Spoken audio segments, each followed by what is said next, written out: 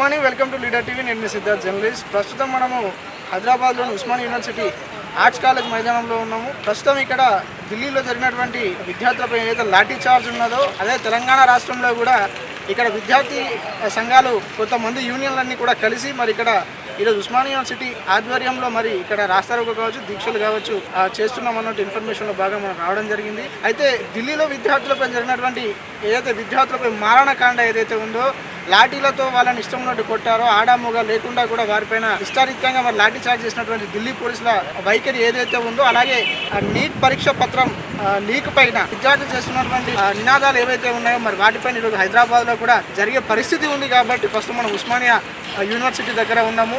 అయితే అదే క్రమంలో ఇక తెలంగాణ రాష్ట్ర పోలీసులు కూడా ఇక్కడ అప్రమత్తం అయ్యి ఉస్మానియా యూనివర్సిటీ ఆర్ట్స్ కాలేజ్ వద్ద మనం చూడొచ్చు, ఒక్కరి దగ్గర పోలీసుల బందోబస్తు ఉన్నది. ఆ బందోబస్తులో చాలామంది పోలీసులు ఇక్కడ 9 సీఏలు కావచ్చు, 4 ఎస్ఏలు కావచ్చు కూడా ఇక ప్రస్తుతం ఉన్నారు మనతో పాటు.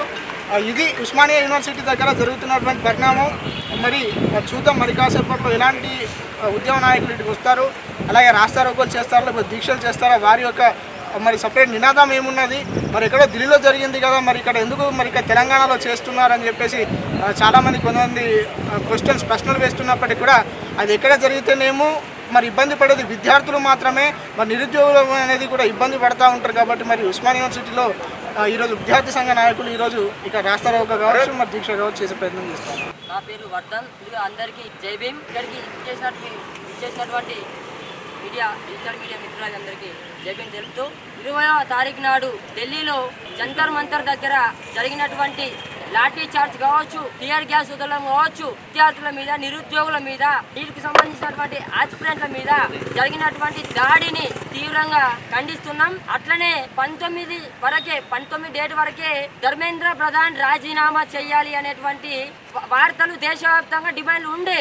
కానీ ఎప్పుడైతే విద్యార్థులు, నిరుద్యోగులు, విద్యార్థులకు సంబంధించినటువంటి తల్లిదండ్రుల మీద లాఠీ చార్జ్ కావచ్చు, ఈ బీజేపీ నరేంద్ర మోడీ ప్రభుత్వం లాఠీ చార్జ్ కావచ్చు, టియర్ గ్యాస్ వదలడం కావచ్చు, అప్పటి నుండి ఇక నరేంద్ర మోడీ రాజీనామా చేయాలని బీఎస్ఎఫ్ డిమాండ్ చేస్తా ఉంది. నరేంద్ర మోడీ లేకపోతే ఆయన ధర్మేంద్ర ప్రధాని కాపాడుతున్నటువంటి నరేంద్ర మోడీ కావచ్చు, అమిత్ షా కావచ్చు, జేపీ నడ్డా కావచ్చు, వీళ్ళు రాజీనామా చేసి ఈ దేశ ప్రజలకి క్షమాపణ చెప్పాలని మేము కోరుతా ఉన్నాము. లేని పక్షంలో మిమ్మల్ని మీ 119 నియోజకవర్గాలు, తెలంగాణలో నియోజకవర్గాలు ఉన్నటువంటి దాంట్లో మిమ్మల్ని తిరగనీయం. మేము దేశంలో కావచ్చు, రాష్ట్రంలో కావచ్చు. మీరు దయచేసి నాయకులకు చెప్తున్నాం, ఇక మేము 2029లో బీఫామ్లు బీజేపీ నుంచి తీసుకుంటాం అన్నటువంటి మాటలు మాట్లాడకండి. మీరు బీఫామ్లు తీసుకుంటే తన్నుల పడతారని ఈ సందర్భంగా తెలియజేస్తున్నాము. ఇంకోటి ఏంటంటే ఇక్కడ చూడండి ఎంత దారుణంగా చెప్తున్నారంటే, భరతమాత జెండా వేసుకున్నా గానీ ఇవాళ పోలీసు వాళ్ళు వదలడం లేదు. బీజేపీ ప్రభుత్వం మీరు చెప్తున్నాం కదా, నేపాల్లో జరిగినటువంటి సంఘటన కావచ్చు, బంగ్లాదేశ్ లో జరిగినటువంటి సంఘటన కావచ్చు, మరొక భారతదేశం అక్కడ జరిగినటువంటి సంఘటనలు ఇక్కడ ఎదుర్కోక ముందే మీరు రాజీనామా చేసి ఈ దేశ ప్రజలకు క్షమాపణ చెప్పాలి. ఇట్లా మాట్లాడితే దేశ ద్రోహులు అంటారా? ఇలా ఎవరు దేశ ద్రోహులు? మీరు ఈ దేశ ప్రజలకి సమాధానం చెప్పలేనటువంటి మీరు దేశ ద్రోహులు. మేం కాదు. ఈ దేశం ముంగట ఈ దేశ సిటిజన్ గా మా దేశం ఖరాబ్ అవుతా ఉంటే మేము చూస్తూ ఊరుకోవాలా? ఎటువై ఆర్ఎస్ఎస్ వాళ్ళు, ఎటువై బీజేపీ మోర్చాలు, ఎటువై మహిళా సంఘాలు, ధర్మం, దేశాన్ని రక్షిస్తాము అన్నటువంటి మహిళా సంఘాలు ఎటుపోయినాయి? అంటే ఈ దేశం కాపాడతామని పెద్ద పెద్ద ర్యాలీలు, ధర్నాలు రాష్ట్రంలో చేస్తారు కదా. ఇలా ప్రశ్నిస్తే యాంటీ నేషన్సా? ప్రశ్నిస్తే యాంటీ హిందువులా? నేను కూడా హిందువునే. హిందువుగా నాకు ఈ దేశ ప్రజల మీద ప్రేమ ఉంది కాబట్టి ఇలా రక్తం మరుగుతా ఉంది. ఇలా జంతర్ మంతర్లో రక్తం ఏరులై పారుతుంది. విద్యార్థుల మీద లాఠీ చార్జ్ చేస్తురా ఏం ప్రభుత్వం?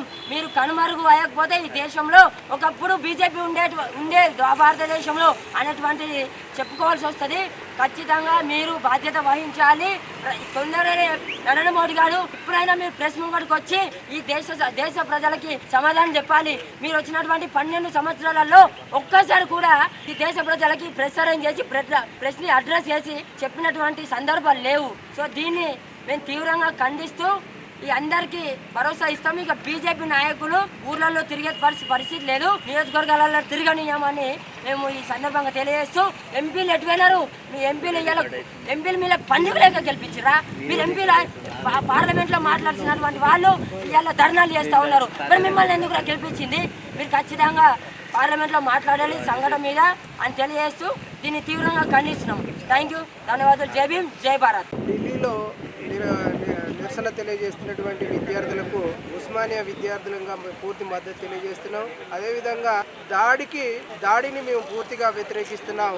ఎందుకు అంటే 25 సంవత్సరాల విద్యార్థులు శాంతియుతంగా నిర్వహిస్తున్నటువంటి నిరసనకు వ్యతిరేకంగా ఎవరైతే ఢిల్లీలో ఉన్నటువంటి పోలీసులు దాడి చేశారో ఆ దాడిని పూర్తిగా ఉస్మానియా వేదిక మేము వ్యతిరేకిస్తున్నాం. ఎందుకంటే విద్యార్థులు న్యాయమైనటువంటి కోరికను నెరవేర్చాలి. ప్రభుత్వం వెంటనే దిగువచ్చి వాళ్ళతో చర్చలు జరిపి ఏదైతే విద్యాశాఖ మినిస్టర్ అయినటువంటి ధర్మేంద్ర ప్రధాన్ కాదు, ఆయన అధర్మేంద్ర ప్రధాన్ అని చెప్పేసి మేము ఉస్మానియా వేదిక తెలియజేసుకుంటూ ఆయన యొక్క రాజీనామా చేయడమే కాదు, కేంద్ర క్యాబినెట్ కూడా వెంటనే రాజీనామా చేయాలి. ఎందుకు అంటే దేశ సమగ్రత అంటే దేశంలో ఉన్నటువంటి అంతర్గత కలహాలను పెంచి పోషించడం కాదు, దేశంలో ఉన్నటువంటి సమానతను పెంచాలి. విద్యార్థులకు అకౌంటబిలిటీగా సమాధానం చెప్పాల్సిన అవసరం ఎంతైనా ఉందని చెప్పేసి తెలియజేసుకుంటూ ఈ మీడియా మిత్రులకు నమస్కారం. జై భీమ్, జై భారత్. BSFI state president.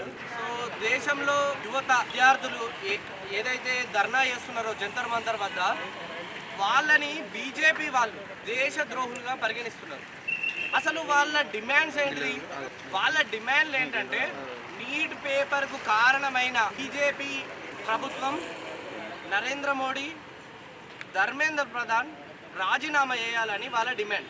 దానితో పాటు ఈ పేపర్కు సంబంధించి ఏజెన్సీ ఏదైతే ఉందో ఎన్టీఏని డిజాల్వ్ చేయాలనేది వాళ్ళ ప్రధాన డిమాండ్. కానీ దాన్ని క్వశ్చన్ చేస్తున్నందుకు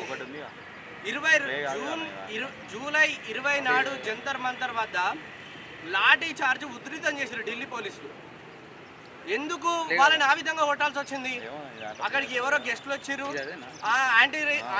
యాంటీ నేషనల్ స్లోగన్స్ ఇచ్చారు అని వాళ్ళు చెప్తున్నారు.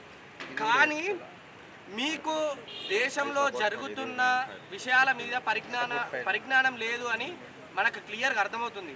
దేశం ఒకవైపు మణిపూర్ లాంటి రాష్ట్రాలలో అమ్మాయిల్ని, ఆడవాళ్ళని నగ్నంగా ఊరేగిస్తున్నా కానీ మీరు నోరు మెదపడం లేదు. కానీ ఒక రీజన్ తోటి నీట్ పేపర్ లీక్ అయిందనే ఒక రీజన్తో ఒక ధర్మేంద్ర ప్రధాన్ని రాజీనామా అయ్యి అనగానే అందరూ యువత మీద, విద్యార్థుల మీద యాంటీ నేషనల్ అనే ముద్ర వేస్తున్నారు. అసలు మీరు ఆ విధంగా ఎందుకు క్వశ్చన్ చేస్తలేరు? అంటే దేశంలో జరిగే చాలా పరిస్థితుల మీద ఎందుకు క్వశ్చన్ చేస్తారు? అదొకటే కాదు, మణిపూర్ విషయమే కాదు, మీకు దేశంలో హంగర్ ఇండెక్స్ ఆకలి చావులతో వచ్చే జనం కోట్ల మంది ఉన్నారు. అది మీకు కనిపిస్తలేదా అంధభక్తులు? కానీ నేను అడుగుతున్నా. దానితో పాటు ప్రెస్కు సంబంధించి అసలు వాళ్ళకి ఇచ్చే లిబర్టీ మీద అసలు మన ర్యాంక్ ఎక్కడుందో అది కూడా ఈ అంధభక్తులు చెప్పాలి. రూపీ వాల్యూ పడిపోతుంది, హ్యాపీనెస్ వాల్యూ పడిపోతుంది, పెట్రోల్ ప్రైజులు, దాంతోపాటు ఉమెన్ సేఫ్టీ, ఇవన్నీ నడుస్తున్నాయి. కానీ ఏ ఒక్కటి కూడా ఈ అంధభక్తులకు కనిపిస్తలేదు.